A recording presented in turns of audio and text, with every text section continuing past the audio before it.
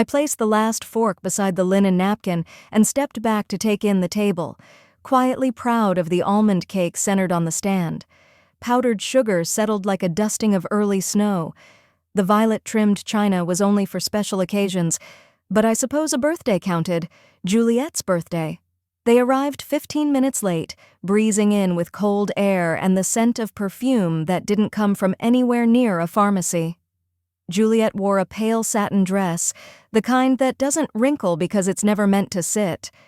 Colin kissed my cheek, distracted, and handed me a metallic gift bag. I smiled, then offered Juliet the seat I'd set for her, the one with the cushion I usually kept for guests. "This looks amazing, Marvana," Juliet said, glancing over the table like it might be listed in a magazine. We talked mostly about real estate prices, prenatal vitamins, and something about a new yoga studio. I poured cider into Juliet's glass, and when it came time for cake, I lit a single candle. She blew it out with a graceful breath, and the room clapped. I was halfway through slicing the cake when Colin stood, tapped his glass with a spoon, and cleared his throat. "We have an announcement," he said, smiling toward Juliet, who placed a delicate hand over her stomach. "We're expecting more applause." Someone said, "Congratulations." I reached for a second plate, and he added, "With the baby coming, we've decided to move into the house." He looked at me as if he were handing me good news. "Your house, Mom? It just makes sense. Big yard, good schools nearby. It's already home." Then he pulled a small envelope from his jacket pocket tied with a gold ribbon and placed it in Juliet's hands. She opened it like it was a love letter inside my spare keys. No one looked at me. They just clinked glasses and smiled. I didn't say a word. I didn't touch my cake. I just watched my house disappear right there at my own dinner table. Juliet reached into the glossy shopping bag and pulled out a white baby onesie. "Best grandma in the world," it read in glittery gold letters. She handed it to me with both hands, her smile sugary sweet and oddly fixed, as if she were offering an olive branch no one had asked for. I took it, holding the soft fabric between my fingers, like something breakable. Around me, everyone clapped again. Quiet claps, polite claps, the kind you give after a high school performance that didn't quite land. I looked at the room, my curtains, the ones I made by hand when Colin was still in grade school, the print of the lighthouse over the mantel, crooked now, the chairs I reupholstered myself 2 winters ago. Everything looked familiar and foreign at once, like a dream that had started to rot at the edges. I glanced down at the onesie again. It looked like it came in a 3-pack. Colin said something about painting the baby's room soft gray. Juliet murmured something about a rocking chair. Someone asked about names. I nodded, smiled, nodded again. My throat ached from swallowing what I didn't know how to say. Even the dog under the table didn't look at me. By the time they left, the cake was half eaten, the wrapping paper tossed into the recycling bin. I loaded the dishwasher slowly, plate by plate, like drawing out the last steps of a dance no one had noticed I was still doing. I wiped the counters twice, maybe 3 times. When I turned off the lights, the silence that filled the house wasn't rest. It was hollow, a space that echoed with the sound of something being taken without a door ever closing. Upstairs, I lay awake for hours. The onesie sat folded on the corner of my dresser, like a private joke I hadn't quite understood. "We've decided," Colin had said, "not would you be okay if not." We wanted to ask just a verdict. Final, like the judge's gavel had already dropped. I couldn't sleep, not even a little. At 3 o'clock in the morning, I gave up trying. The silence in the house had shifted heavier now, like it knew what was coming before I did. I stepped into the hallway, flicked on the light, and opened the closet. The top shelf held forgotten things, a heating pad, a warped photo album, a basket of old thread. I reached behind it all and pulled out the blue accordion folder. It still had the dust of neglect on its spine. At the kitchen table, I made tea I wouldn't drink and started sifting old tax statements, receipts from the roof repair, letters from Colin during college back when he still signed them. "Love your boy." Then I saw it. Tucked between 2 manila envelopes folded just once was the document. My name near the bottom slanted and rushed. The ink had bled slightly, as if even then it knew better than I did. Durable power of attorney. Colin Salazar named as my legal agent in the event of cognitive impairment or medical crisis. I remembered now the hospital, the pneumonia, 4 days of fever and fluorescent lights. Colin had come with takeout and concern in his eyes. He'd said it was just a form the hospital needed, standard protocol. I hadn't even sat up to sign it. And now, reading it with clear eyes, my chest hollowed out. If a doctor said I wasn't of sound mind, Colin could act on my behalf. Sell the house, move in, move me out. I pressed my fingers against the paper, half expecting it to burn. He hadn't asked. He hadn't warned me. He'd waited. The folder stayed open in front of me for a long time. The tea went cold. I didn't cry. I didn't scream. But something shifted. Not like a crack, more like a line being drawn. And once I saw it, I knew I couldn't unsee it. Juliet showed up the next afternoon with a green juice in one hand and her other resting on her stomach like a badge. "Just stopping by," she said, "to take a few measurements." She didn't ask if it was a good time. She rarely did anymore. I followed her movements from the kitchen as she walked through the house like it already belonged to her. She paused in corners, mumbled things about natural light and baby-safe finishes. She held her phone out, snapping pictures of my hall closet, my pantry, the alcove where I used to keep Colin's school shoes. She excused herself to the bathroom, humming as she disappeared down the hall. Her purse, a pale leather designer bag, sat on the couch, flopped open and careless. I shouldn't have looked, but I did. Inside was a crisp ultrasound photo, the outline of a fetus curled like a comma, but no name, no date, no hospital seal, just the image, too clean, too staged. I brought it closer to the light and squinted. There, barely visible like a ghost in the corner, was a faint watermark. A stock photo site, the kind used for brochures or baby blogs. I slipped the photo back exactly where I found it, zipped the bag halfway just as she'd left it. She came out of the bathroom talking about sage green paint and the old dresser in the guest room. "Do you think it could be refinished?" "I'll think about it," I said. Then I poured the tea. 2 cups, quiet hands, smooth gestures, no questions, no slips. We sipped in near silence. She complimented the garden view. I offered her a biscotti. When she left, she kissed my cheek again. "You're going to be the best grandma," she whispered. I watched her float down the steps, pursed back under her arm, the lie tucked neatly beside her keys. I didn't say a word. Juliet came again on a Thursday. Same floaty dress, same breathy voice that sounded like it belonged in a neighborhood ad. She said she was just dropping by to feel the light in the rooms again. She wandered through my living room barefoot, commenting on which direction the sun hit the couch. I stayed seated this time, a worn novel in my lap I hadn't actually read in days. She chatted as she moved about, baby-proofing corners, repainting the stairwell, maybe even knocking out a wall or two to open up the energy. I just nodded.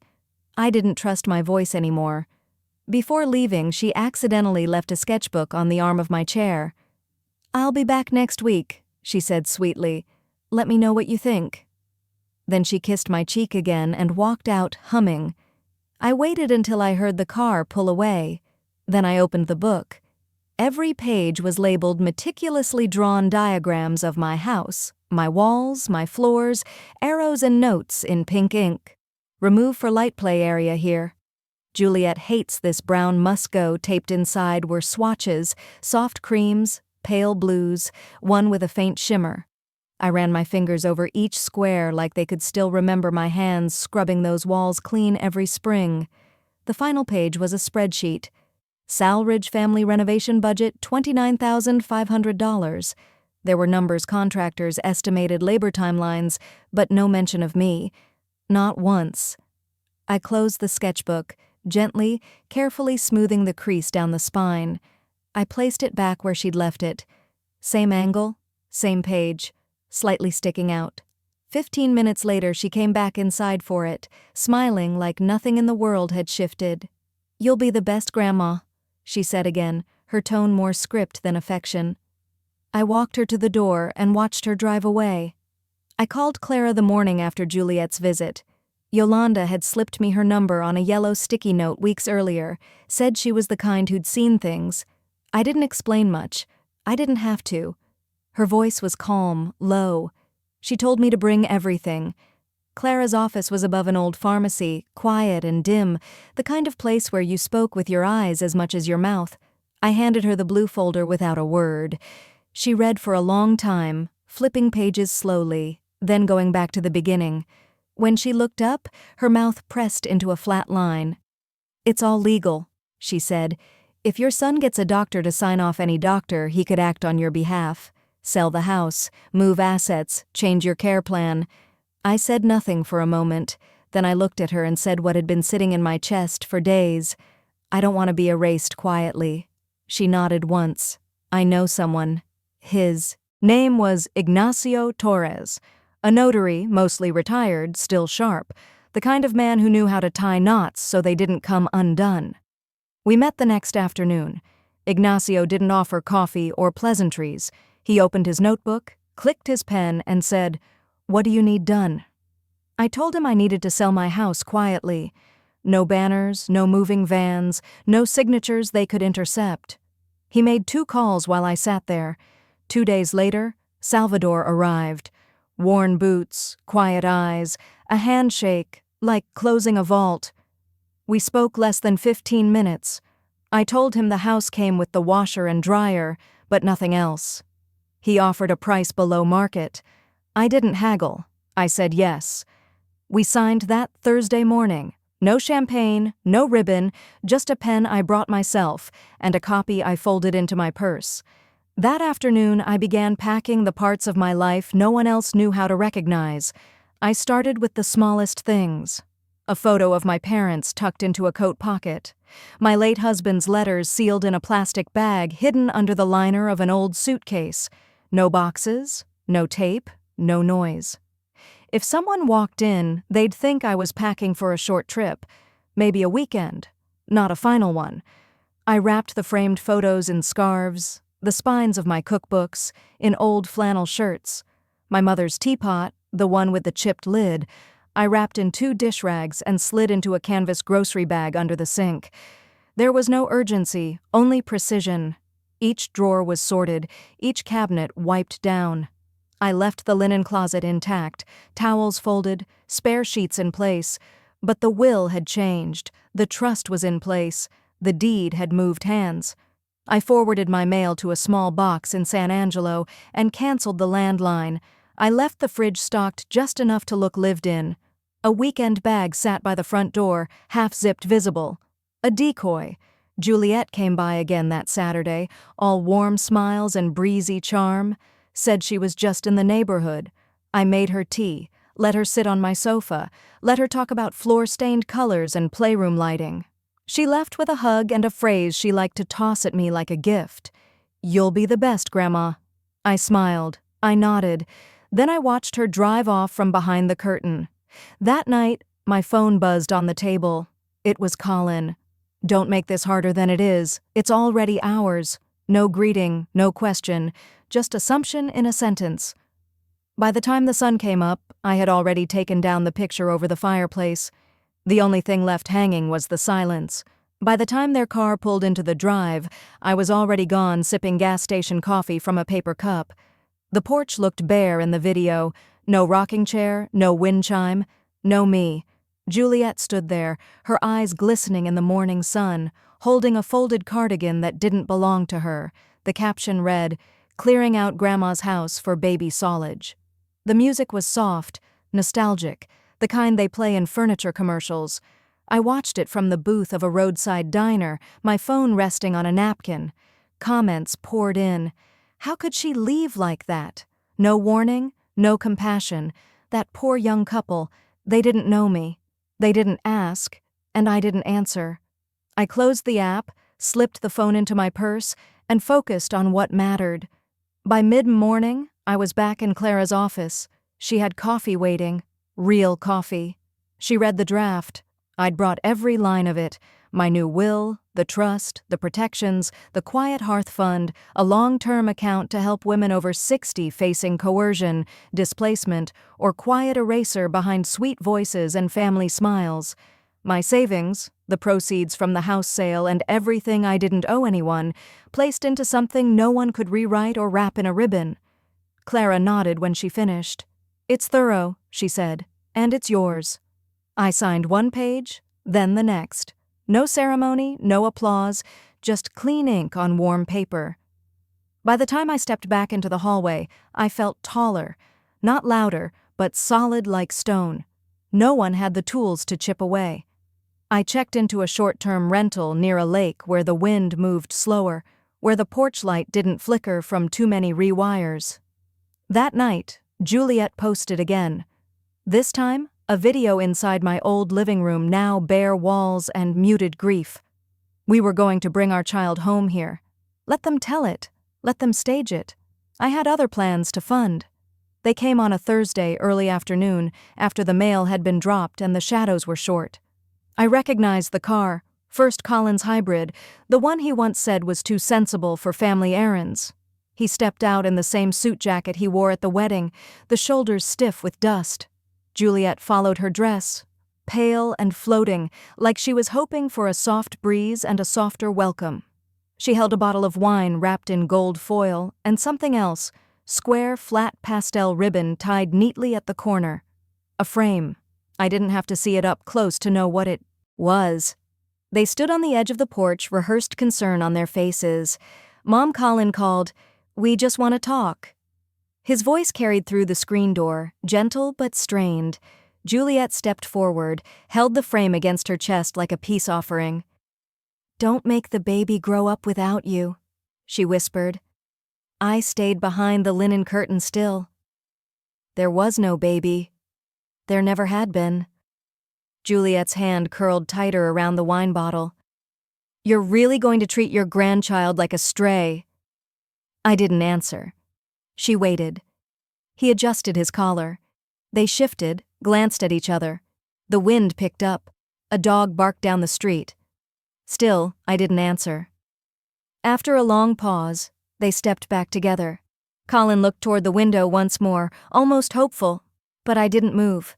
They left slowly, like actors who had hit every mark and remembered every line, only to find the curtain wouldn't rise. The wine was never uncorked, the frame never unwrapped. By the time their car reached the bend in the road, I had already moved to the table, set out a fresh sheet of paper, and opened the folder marked Evidence. The letter came folded inside a pink envelope, tucked between a utility bill and a catalog she never ordered. Flora's handwriting hadn't changed. Slanted a little rushed, like she couldn't quite keep up with what she wanted to say. "I saw what you did," it read. "You're braver than I'll ever be." I stared at the words for a long time, then set the envelope down and walked to the kitchen. I brewed a single cup of coffee and sat by the window while it cooled. Then I wrote back. "You already are," I said. "Don't let them make you forget." When I sealed the envelope, I didn't add a return address. She'd know. Later that evening, I opened my contacts and scrolled without stopping. I paused briefly on Colin's name, then on Juliet's, then pressed delete. One, then the other. I stood at the back door for a moment, bare feet against cool tile. Then I stepped outside. The grass was soft and damp from a morning shower. The old planter boxes were crooked, some cracked, but I saw them differently now. Tiny green shoots were pushing through wild onions, maybe, or mint. It didn't matter. I walked the garden path slower than I used to, my toes brushing moss I hadn't noticed before. No camera followed, no comments, no filtered reels, just air and soil and the low hum of something starting over. I didn't speak. I didn't narrate. I didn't send an update to anyone. I just opened the windows and let the quiet in. And for the first time in a long while, the silence wasn't what was left behind.